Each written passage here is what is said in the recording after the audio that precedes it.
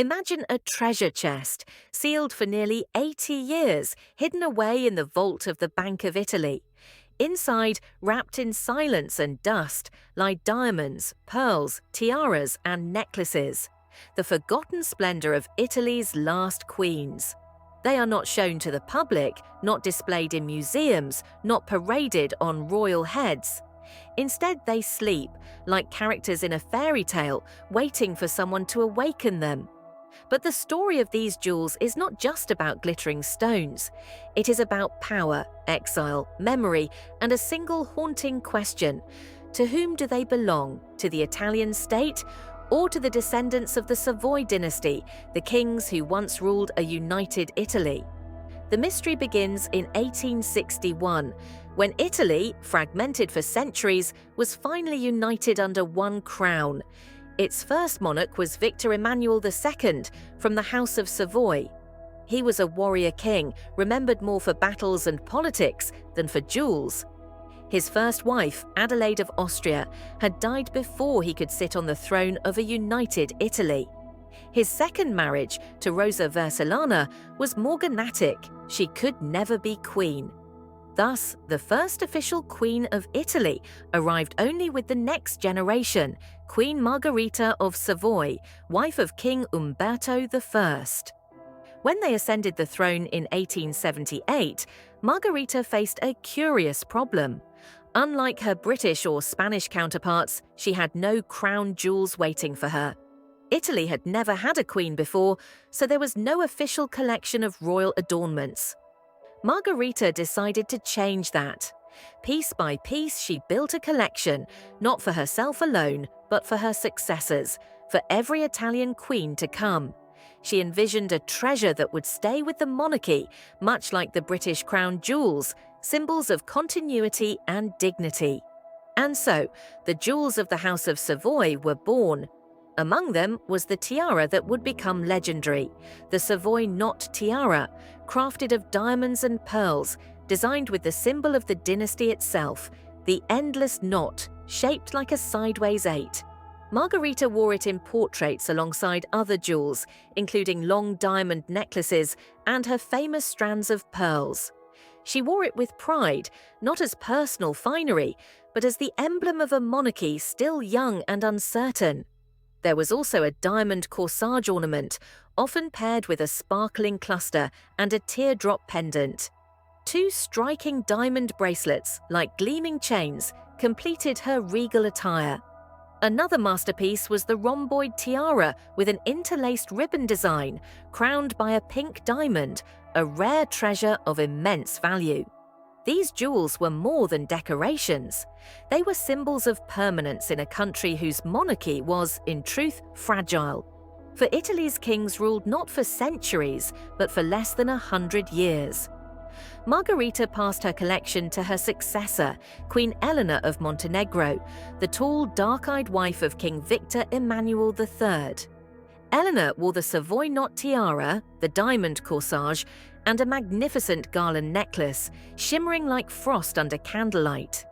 Photographs from the 1930s show her adorned in layers of diamonds during state occasions, her jewels reflecting both tradition and authority. But the dazzling surface of monarchy could not hide the storms beneath.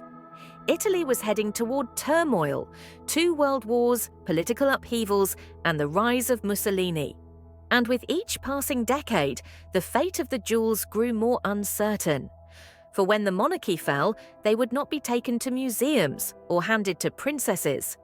Instead, they would vanish behind the heavy doors of a Roman bank. And there, like prisoners of history, they remain. The year was 1900. King Umberto I was assassinated, and his only son, Victor Emmanuel III, ascended the throne. At his side stood Queen Elena of Montenegro, who for nearly half a century would wear the jewels her mother-in-law, Queen Margherita, had assembled. Photographs show her at solemn masses and glittering receptions, the Savoy knot tiara perched elegantly on her head, a cascade of diamonds resting against her gown, and pinned at her shoulders, delicate diamond bows, 5 in total, crafted during her reign. She wore them with a steady grace, even as storms gathered across Europe. For Victor Emmanuel, III's reign was not an age of calm. 2 world wars shook Italy to its core. And though the king once enjoyed the loyalty of his people, his fateful decision to support Benito Mussolini and the fascist regime stained his reputation forever. By the 1940s, the monarchy, once a symbol of unity, had become a shadow of its former self. In 1944, recognizing the damage done, the king stepped aside, granting most of his powers to his son, Crown Prince Umberto. But it was too late. Italy was exhausted by war, divided in politics and yearning for a new beginning. In May 1946, the old king abdicated. His son, Umberto II, became king, but only for 34 days. Italians would remember him as the May King, a monarch of barely a month. The monarchy's final fate was sealed on June 2, 1946, when Italians went to the polls in a referendum: monarchy or republic? The result was decisive. The monarchy was abolished. Italy would become a republic. Umberto II prepared for exile. His wife, Queen Marie José, left swiftly, carrying with her her own personal jewels. But there remained another collection. Not her private diamonds, not her pearls, but the official jewels of the Queens of Italy. These Umberto could not simply carry away. They were not his alone. They belonged to the dynasty, to the tradition his mother and grandmother had created. And so on June 5, 1946, Umberto II performed an act that has haunted historians ever since. He placed the jewels into a leather case, sealed it, and entrusted it to the Bank of Italy in Rome. With the case, he left a note, short but enigmatic. "The jewels," he wrote, "should be delivered only to those who have the right, chi di diritto." Who had that right?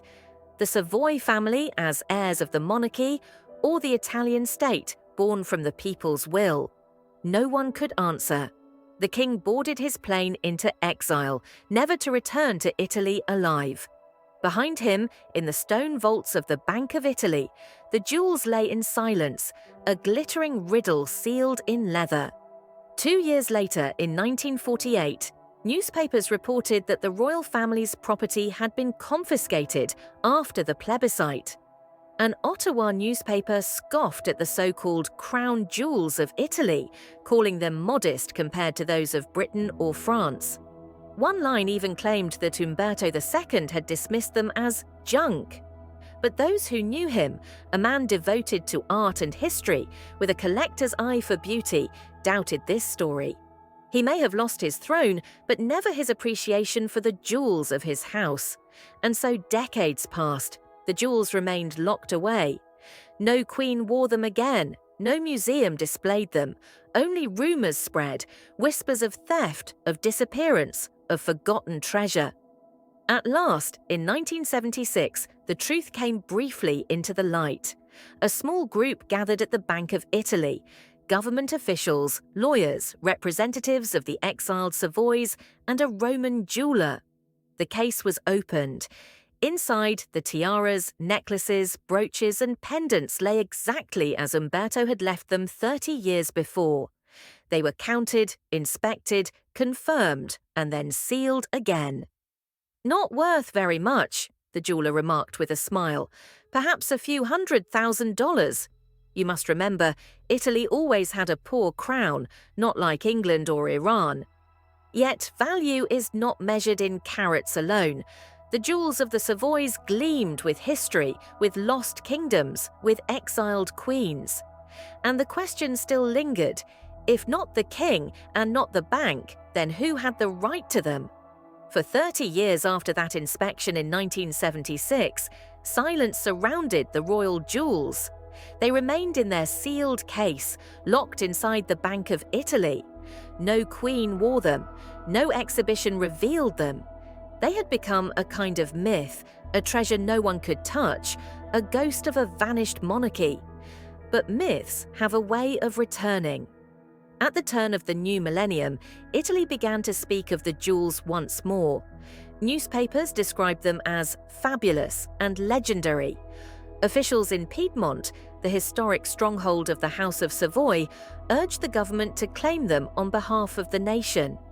They argued that the jewels were not private trinkets, but symbols of the Italian state. Why should they remain hidden?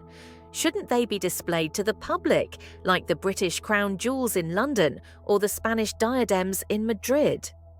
In 2000, the Ottawa Citizen reported on this dispute, noting that Italian politicians were calling for the tiaras and necklaces to be exhibited as national heritage. But the descendants of Umberto II saw things very differently. His son, Prince Victor Emmanuel of Savoy, stood firm.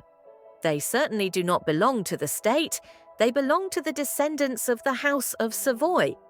To him, the jewels were not relics of a dead monarchy, they were family heirlooms, a legacy created by his grandmother Margherita and passed down through generations. The Republic had taken the crown, the palaces, and even the right to live on Italian soil. But surely, he argued, the jewels still belonged to the blood of the dynasty. The debate grew more intense in 2003 when something unexpected happened. For the first time in half a century, the Savoys were allowed to return to Italy. The exile was over. That May, President Carlo Azeglio Ciampi received Prince Victor Emmanuel, his Swiss-born wife Marina Doria, and their son Emanuele Filiberto at the Quirinal Palace in Rome. It was a symbolic reconciliation, the Republic and the dynasty shaking hands after decades of hostility. And yet, the reconciliation did not extend to the jewels. The leather case remained locked in the Bank of Italy, untouched, unseen. Years passed, the Savoys made their homes in Switzerland, France, and elsewhere, occasionally returning to Italy. Prince Emanuele Filiberto became a familiar face in the media, even appearing on television shows, a modern echo of the royal line. But the jewels remained out of reach, the hidden inheritance no one could claim. Finally, the descendants of Umberto II decided that diplomacy had failed. Negotiations with the bank had led nowhere, and so they turned to the courts. 4 children of the last king, Princess Maria Pia, Prince Victor Emmanuel, Princess Maria Gabriella, and Princess Maria Beatrice, filed a lawsuit against the Italian state. They demanded the return of the royal jewels. Their lawyer, Sergio Orlandi, explained to The Guardian, "We knew that the mediation with the Bank of Italy would lead to nothing, but we were obliged to attempt it before suing.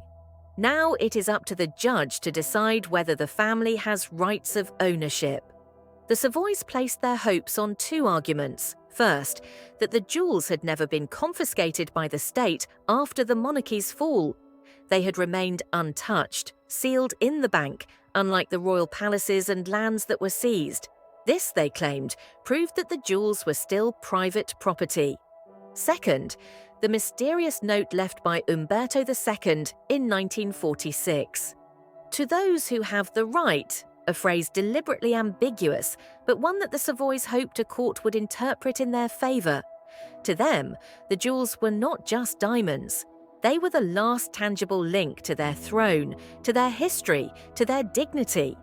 To the Italian state, however, they were national heritage, relics of an abolished monarchy, belonging not to one family, but to the nation itself. And so the question remained, as it had since the summer of 1946. Who truly owns the jewels of the Queens of Italy? The lawsuit of the Savoys has not yet brought them victory.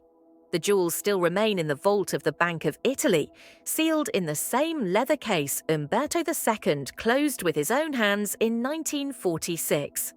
For historians, the situation is maddening. They know what should be inside: the Savoy knot tiara, the diamond corsage ornament, the bracelets, the necklaces, the bows. They have seen the old photographs of Queen Margherita and Queen Elena wearing them, smiling faintly from their sepia portraits. But in truth, no modern scholar, no jeweller, no curator has examined the pieces in decades. To the public, the jewels exist only in memory, in blurred images, in words on a page. The arguments continue. On one side, politicians and cultural authorities insist that these ornaments are part of Italy's shared heritage. To give them back to the Savoys would be to privatize a treasure that belongs to all Italians. They imagine the tiara glittering under museum lights, admired by schoolchildren and tourists, telling the story of a monarchy that came and went in less than a century. On the other side, the descendants of Umberto II maintain that these jewels were never the state's to begin with. They were assembled not as symbols of Italy, but as heirlooms of a dynasty, purchased, commissioned, and worn by queens for their successors. To keep them locked away, they argue, is to rob them of meaning. What good is a tiara if it never again rests upon a head? The truth perhaps lies somewhere in between. The jewels are both family treasure and national relic. They are intimate, once clasped around the necks and pinned to the gowns of women who lived, loved, and grieved. And they are historic, visible markers of Italy's brief monarchy, as symbolic as a crown. And yet, because no agreement has been reached, the jewels sleep on. There is a strange poetry in their silence. In Britain, crowns are placed upon heads at coronations. In Spain, royal jewels gleam at weddings and state banquets.